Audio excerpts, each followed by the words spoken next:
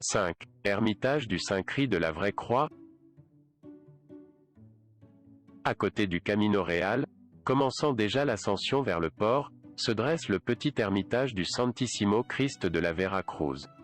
Bien que la date exacte de sa construction ne soit pas connue, elle est documentée depuis au moins le XVIIe siècle.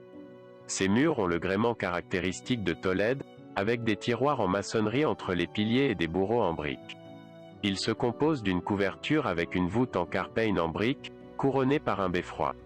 À l'intérieur, le toit en bois se distingue par une armure de pair et d'articulation.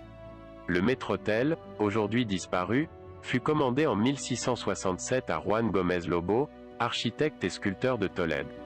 De cette œuvre, seule une partie du grenier est conservée, avec l'image de Dieu dans une attitude de bénédiction. À la fin du XVIIIe siècle, Charles III ordonna la construction d'un des premiers cimetières hors les murs de tout le royaume à côté de cet ermitage.